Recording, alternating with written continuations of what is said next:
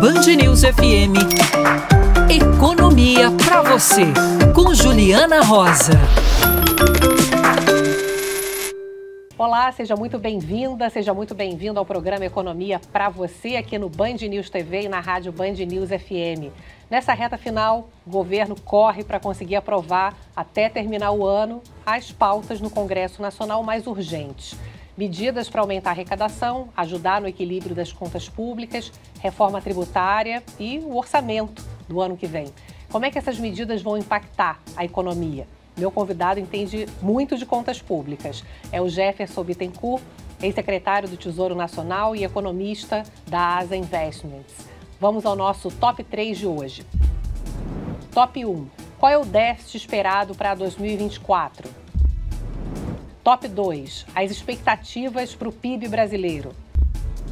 Top 3. Como investir no Tesouro Direto. Jefferson Bittencourt, muito obrigada por ter vindo aqui no programa. Prazer conversar com você pessoalmente, né? A gente só nas mensagens, né? Bem-vindo. Muito obrigado pelo convite, é um prazer estar aqui contigo. Ô Jefferson, é número para lá, é número para cá, né? Cada hora as projeções de arrecadação mudam. O que você acha que é possível, até terminar o ano, de aumentar esse volume de receitas? Então, Juliana, eu acho que a gente tem que escolher qual é o tamanho do desafio que a gente tá tentando enfrentar para essa questão do déficit zero. Acho que, assim, o principal desafio para o déficit zero nós temos um nível de despesa que ficou muito grande. A PEC da transição trouxe uma despesa muito maior em nível em 2023 do que a gente tinha em 2022, aumentou a possibilidade de termos despesas em 2023, 170 e poucos bilhões a mais do que estava previsto pela regra anterior do teto dos gastos, e em cima disso a gente adotou um arcabouço fiscal que, em essência, o que ele tem é um crescimento garantido da despesa. Então, do ponto de vista da despesa, a gente está partindo de um nível de despesa muito alto. O nosso desafio é encontrar as receitas que consigam fazer a gente equilibrar as duas coisas. E aí é um ponto que eu acho que a gente precisa prestar atenção em outras coisas no debate da receita. A gente tem discutido muito cerca de 68, 70 bilhões que o governo espera arrecadar com medidas tributárias. Mas o pacote do governo incluía mais cerca de 97 bilhões de renegociações de dívida e mais 35 bilhões de renegociações de renovação de concessões de ferrovias. Então, assim, sempre quando eu tenho que falar sobre esse assunto, eu digo, o tamanho do desafio da receita para zerar o déficit primário ano que vem, são 203 bilhões. A parte tributária, essa que nós discutimos sobre fundos offshores, fundos exclusivos, subvenção de ICMS, esse é um pacote de 60 e poucos bilhões que o governo está brigando ali e jogando para frente a discussão da meta para tentar chegar o mais perto possível de 68. Mas 68 é só uma parte dos 203 que é o desafio e que está passando meio ao largo da discussão. E o que tem, principalmente, então, mais possível de ser aprovado até agora? A gente vai ter que esperar a estimativa oficial de quanto é a desidratação que foi feita pelo Congresso, né? O Congresso mudou algumas alíquotas, só para exemplificar, a tributação sobre o estoque dos rendimentos dos fundos exclusivos, assim como a tributação da atualização dos valores no exterior.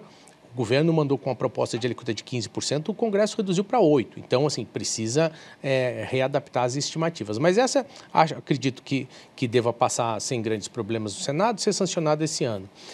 As apostas esportivas, teve mudanças no Senado, ela vai ter que voltar para a Câmara. E o nosso problema é que o prazo está curto no ano, né? Então, então ainda tem essa perspectiva, essa eventual dificuldade nas apostas esportivas, mas essa tem uma perspectiva de arrecadação bem menor. Se conseguir arrecadar 2 bilhões, bem pouco, né?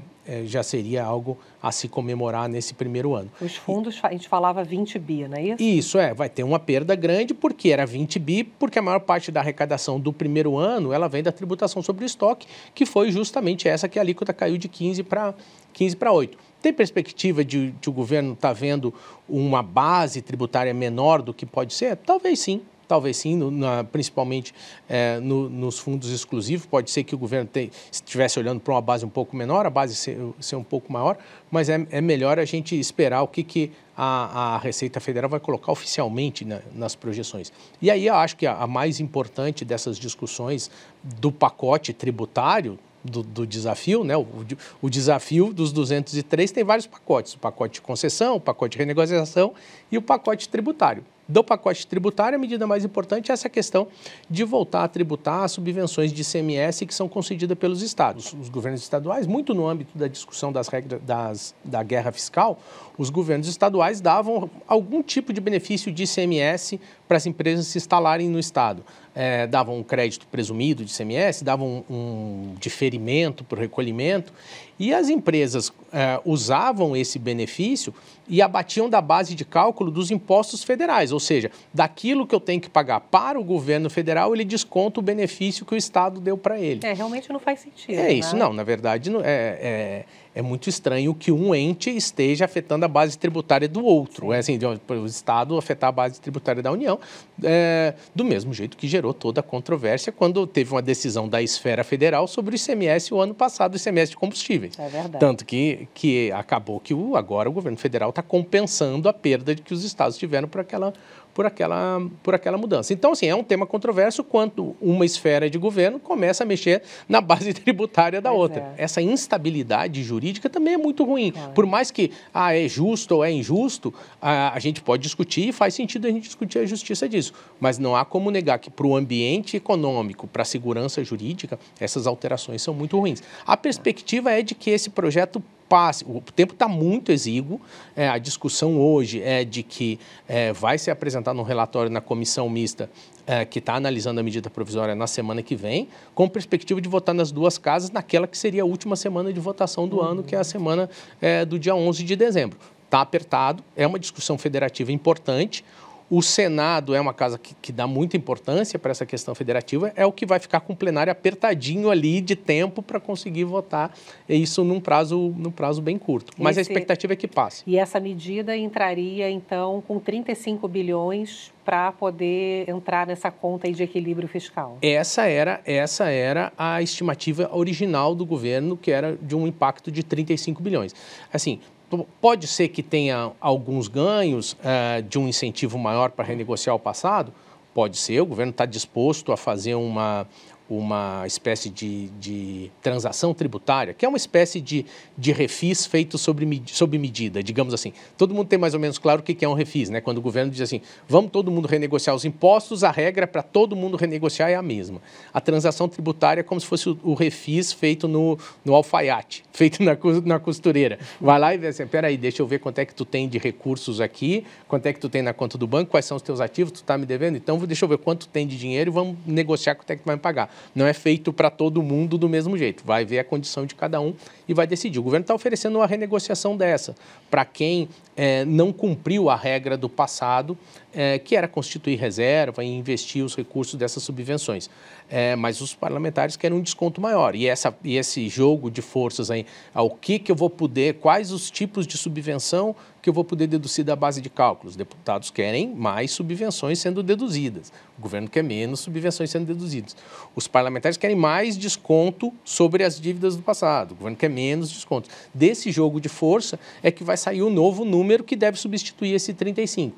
A expectativa, a minha percepção é que nesse jogo de força, esse 35 vai cair um pouquinho. A gente está falando sobre esses detalhes todos de números, porque o equilíbrio das contas públicas é fundamental para que a gente possa ver a inflação continuar caindo, o dólar também, né, comportado, ajudando aí nessa queda da inflação, dos juros. A gente tem um gráfico mostrando como é que está se comportando a inflação aí ao longo do tempo. A gente chegou a bater 12% ali em 12 meses, meado do ano passado. Estamos terminando o ano na casa dos 4%, indo para a casa dos 3% pelas projeções do ano que vem. Ou seja, olhando só para a inflação, Jefferson, a gente tem um caminho aberto aí para que os juros continuem caindo. Mas queria que você me ajudasse a traduzir a importância do fiscal, dessa discussão que para o público em geral é tão complexa, né? O que as pessoas estão entendendo é que o governo quer que a gente pague a conta, aumentando o tributo ali, aumentando o tributo aqui, para poder gastar. Né? O resumo fica esse. Né? Mas o quanto que essa discussão do equilíbrio fiscal, mesmo que não seja feito da melhor maneira, que seria cortando gasto, né? Não aumentando receita, o quanto que ainda assim um equilíbrio fiscal que a gente está conversando aqui hoje é importante para que os juros continuem caindo, para que a gente tenha de fato um caminho pavimentado para uma melhora econômica. Eu vou tentar dar essa explicação de duas perspectivas, um pouco mais técnica, um pouco mais intuitiva. A questão é a seguinte, por exemplo, se a gente pensar em termos de o quanto o governo está ajudando os preços a subirem, não é o quanto o governo está gastando, mas é quanto o governo está gastando amanhã mais do que ele gasta hoje, ou o ano que vem mais do que ele está gastando hoje. Então, é o que a gente chama de impulso fiscal. É quanto o governo vai gastar a mais o ano que vem do que ele gastou esse ano. E esse impulso fiscal, ele deve ser comedido o ano que vem. Se a gente comparar com o impulso desse ano, o nível de despesa desse ano vai ser muito mais alto do que o nível de despesa do ano passado. A gente está crescendo, o nível da despesa esse ano está crescendo, a expectativa é crescer alguma coisa como 7% real. É muita despesa a mais do que no ano passado. E isso é dinheiro na economia, é pressão de preço para cima. Então, inclusive, uma parte do PIB que esse ano cresce aí na casa dos 3% tem um estímulo... É consumo do governo. De consumo, inclusive aumento de proteção social, mas não só isso, mas também obras públicas, né? Isso. Então, o nível desse ano é muito mais alto que o nível do ano passado. O nível do ano que vem não vai ser tão mais alto do que o nível desse ano. Vai estar gastando muito? Vai, porque o nível subiu, mas não vai subir tanto em relação a esse ano. Então, desse ponto de vista da pressão do governo, do consumo do governo sobre os preços, isso vai estar mais ou menos comedido. Agora, tem um aspecto que é mais sério, que aí até o presidente do Banco Central costuma falar de desancoragem gêmea, e eu prometo que eu vou traduzir isso, é o fato de que a perspectiva de inflação em 2025, 2026 está fora da meta, né? A meta é 3% e o mercado está vendo 3,5%. Parte do fato de que está desancorado, no sentido de que o mercado não está ancorado na meta, não está acreditando que vai ser... Não acha que vai ser aquele na meta, vai ser um pouquinho mais, em parte por conta do desequilíbrio fiscal. Então, por conta desse desequilíbrio fiscal que está sendo carregado. E que desequilíbrio fiscal é esse? É o governo imaginar em março que ia entregar uma meta zero, ou abril, que ia entregar uma meta zero no ano que vem, entregar um resultado fiscal zero no ano que vem, e o mercado está vendo alguma coisa muito mais perto de 1% de déficit. Ou então, no mesmo março do ano que vem, quando o governo apresentou o arcabouço fiscal, o governo dizia que esse ano ele ia entregar um déficit de 0,5% do PIB. Eu não vou nem colocar o precatório na conta, que vai assustar mais ainda, mas o governo estava imaginando no final de março que entregar um déficit de 0,5% e sem contar o precatório ele vai entregar um déficit de 1,5%. Bom, esse governo, esse ente, essa entidade, como se fosse uma pessoa, está indo ao banco e está pedindo dinheiro emprestado. E as finanças dela estão absolutamente desequilibradas. É como se a gente começasse a gastar muito mais do que a gente ganha, levasse o nosso contra-cheque para o banco, as nossas despesas, o nosso saldo na conta e pedisse um dinheiro emprestado. Bom, para eu te emprestar, eu vou ter que te pedir um juros mais alto, porque está meio arriscado emprestar para ti. E, em certa medida, é isso. A gente tem... O arcabouço fiscal que foi apresentado não foi uma sinalização para o mercado de que as coisas vão se ajustar rapidamente nas nossas contas públicas que estão desequilibradas. Então, para simplificar, de novo, tirando o precatório, porque é um evento não recorrente, que ele vai acontecer esse ano, não vai acontecer mais. Mas se a gente pensar num déficit esse ano na casa de 1,5%, 1,7% do PIB, e que o resultado que nós temos que ter nas nossas contas, um superávit, o quanto tem que sobrar no final do mês para a nossa dívida não crescer, é um superávit de 1,5% do PIB. Ou seja, a gente precisa ter um superávit de 1,5% do PIB para a dívida não crescer, e a gente está tendo um déficit de 1,5% do PIB. Então, a gente precisa virar 3% do PIB. É isso que eu falo. Quanto que é em reais? Isso dá, a preços de hoje, 300 bilhões de reais. É muita coisa, né? Está faltando muito dinheiro. Falta muito dinheiro para a gente conseguir estabilizar a dívida. E aí, a gente estabilizar a dívida, a gente vai estabilizar a nossa dívida num patamar que é muito mais alto do que os países emergentes. Então, o fato da gente ter uma dívida grande e o fato da gente ter um juros alto faz com que o nosso juros continue alto. Ele acaba tendo um limitador, não pode cair tanto. Exatamente. Né? Na prática, é isso que vai acontecer. Essa situação fiscal vai fazer com que, ou deve fazer, ou tende a fazer, com que esse ciclo de corte da taxa Selic ele vai acabar parando mais cedo. Porque se as contas estivessem equilibradas, esse ciclo poderia continuar caindo. A inflação vai dar o pontapé inicial nesse corte, já deu, já está caindo, né? A Selic já está caindo, mas a contribuição da inflação uma hora acaba e aí a gente não vai ter a contribuição do fiscal para essa taxa de juros continuar caindo. Você está falando uma expectativa hoje de déficit para o ano que vem, então ao invés do 0 que foi prometido, ficaria em torno de 1%? O mercado eu acho que está com 0,8%, mas existe o risco de piorar um pouquinho. A gente tem uma visão um pouco mais cética sobre a capacidade de arrecadação deste resto do pacote, dessas medidas de renegociação, dessa receita de concessões. A gente tem um ceticismo um pouco maior e a gente está com uma previsão aí na casa de 1,1% do PIB de déficit para o ano que vem. São quantos bilhões? 120 bilhões de déficit. 120 bilhões, porque tinha uma expectativa de que o governo não entregaria o déficit 0, mas que não era impossível entregar dentro ali da margem de erro, digamos, ou algo mais próximo, se o governo também contingenciasse, cortasse. Era inviável o déficit 0 ou dentro da margem de erro? Qual que era a tua visão antes disso tudo? A minha visão sempre foi que o déficit 0 era muito complicado de ser alcançado, justamente porque a gente saiu de contas relativamente equilibradas. Eu acho que essa é uma figura que é importante as pessoas entenderem. No final de 2022, a gente teve as contas no azul. O que os analistas sabiam? A despesa não era aquela, a despesa ela era um pouquinho maior, tinha salário mínimo que não recebia correção real há muito tempo, tinha salário de servidor que não... Então, aquele nível de despesa, assim, tinha muita despesa represada lá dentro. Mas outra coisa importante é que o nível de receita também era irreal. E assim, não era só irreal porque a gente estava com a inflação alta, mas porque o nível de receita de 2022 tinha muito dividendo da Petrobras, tinha receita de privatização da Eletrobras, como vender o carro para pagar as contas. Tu vai vender o carro uma vez, tu não vai ter carro todo ano para vender. Então, assim, aquele nível de receita que gerou o superávit era um nível que estava inflado também por receitas não recorrentes. O que aconteceu em 2023? A gente jogou a despesa lá para cima e garantiu que ela vai crescer. O arcabouço garante um crescimento real para a despesa. Como é que a gente faz para arrumar a receita toda necessária para cobrir essa despesa? A minha percepção é que, em termos de aumento de carga tributária, a tolerância da nossa sociedade e do Congresso não é tão grande assim. Tanto que a gente está vendo que o governo está mandando só 1/3 do que ele precisa de receita via aumento de tributação. E esse aumento de tributação está sendo cortado no Congresso, né? O governo está pedindo 70, se levar 40, 50 está ótimo. Então, não tem essa tolerância da nossa sociedade para cobrir todo o gap entre o que aumentou a despesa e o que precisa de receita. Aí eu não via realmente a gente alcançando o déficit 0 o ano que vem. E aí, quando a gente vê a declaração de figuras importantes do governo dizendo que a gente não quer gastar nem mais nem menos do que está no orçamento, se a gente quer gastar exatamente o que está lá, aí acabam um pouco as perspectivas de contingenciamento, de tomar medidas de cortes de despesa. Há todo um conjunto de agentes públicos importantes sinalizando assim, não, quando a gente fala em melhoria do gasto, não é para fazer superávit, é para trocar esse gasto por outro.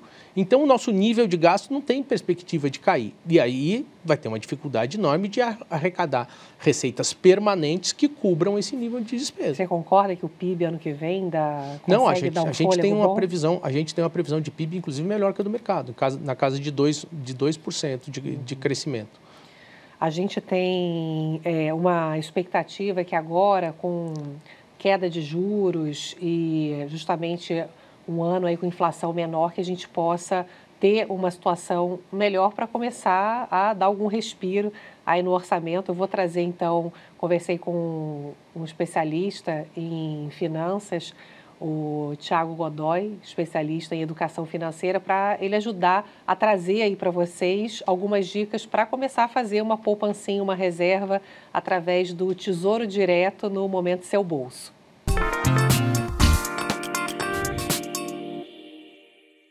O Tesouro Direto tem vários produtos que estão, inclusive, sendo lançados novos produtos hoje. O Tesouro Selic, ele é o mais simples dos produtos. Por quê? Porque ele tem liquidez diária e ele paga 100% da Selic. Para que ele serve? Reserva de emergência. Você Colchão de segurança. Consegue pegar rápido Reserva esse da dinheiro? paz. Por quê? Você coloca ele lá, vai colocando todo mês. O ideal é, forma uma reserva para imprevistos. Quanto que é essa reserva? Cara, pensa assim, tive imprevisto, perdi o emprego, minha esposa perdeu o emprego, meu marido perdeu o emprego. Tem que estar doente, né? Acontece. Teve um imprevisto. Quanto você poderia ficar, tenta juntar ali uns 3 meses de custos da sua vida para você ficar com uma folga. Se você puder mais, melhor. 3 meses é uma média. 3, assim. 6 meses, né? E aí, assim, Tesouro Selic é para isso, é um seguro. Quando você está falando de prazos maiores, é importante considerar a inflação. Sempre é importante considerar a inflação, mas um prazo maior significa que o seu poder de compra vai perdendo valor, né? O seu dinheiro perde valor com o tempo. E aí você tem o Tesouro IPCA+, que é um título que a gente fala que chama híbrido. Por quê?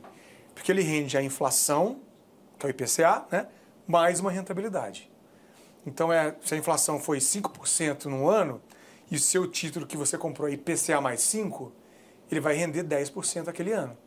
5 da inflação, 5 do título híbrido, que é a parte fixa dele. Tem uma fixa e uma variável. A fixa é a inflação, que você não sabe quanto que vai ser, e a variável é a inflação, que você não sabe quanto vai ser, a fixa é o mais que ele colocou ali. Sim. IPCA mais. Tem um outro título também que tem um prazo de vencimento, que é o título pré-fixado, Tesouro pré-fixado. Aproveitando até as dicas aí para você investir no Tesouro Direto, tem uma pergunta interessante. Você pode sempre participar aqui do programa colocando a hashtag Economia para Você nas redes sociais.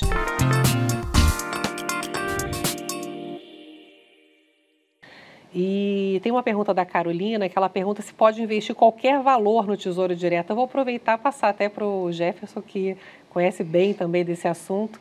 É bastante democrático, né, Jefferson? A partir de quanto já é possível investir o dinheiro ali no Tesouro Direto? Eu tive o prazer de participar dos primórdios do Tesouro Direto. Lá, o Tesouro Direto acho que foi criado em 2001, eu entrei na Secretaria do Tesouro Nacional em 2003 e eu sou um grande entusiasta do programa. O programa ele tem um papel muito importante no Brasil em termos de educação financeira, em melhorar a compreensão das pessoas, não só sobre as finanças delas, mas também sobre as finanças do governo, porque elas têm que ter noção de que elas estão emprestando dinheiro para o governo e que se o governo está precisando pagar juros maiores, é porque as contas deles estão mais desequilibradas. Se eu tenho as contas muito equilibradas, normalmente eu vou pagar juros menores, né? Mas assim, é um programa muito democrático, é um programa bastante simples, com taxas de custódia, de administração muito baixas comparado com outros investimentos e com menos de R$100, menos de R$50 a pessoa já pode entrar no Tesouro Direto e aí, assim, não só ver a rentabilidade que aquele ativo proporciona, mas também entender várias coisas sobre produtos financeiros a partir daquela plataforma. Queria que você desse um panorama geral aí para o ano que vem. Você acha que vai ficar um peso maior para a população em geral em tributação, para as empresas e quanto que você vê caminhando aí essa discussão fiscal? Eu tenho uma visão bem realista, assim, eu não gosto muito de ficar tapando o sol com a peneira. Se a gente retira benefícios tributários, e assim, como a gente estava discutindo aqui, benefício da subvenção, é um benefício que ele tem vários aspectos injustos dessa questão da União perder o controle sobre a base tributária. Offshore e fundo exclusivo é um exemplo muito claro. Assim, se tu participa de um fundo onde tu pode entrar com R$100, tu é tributado todo semestre.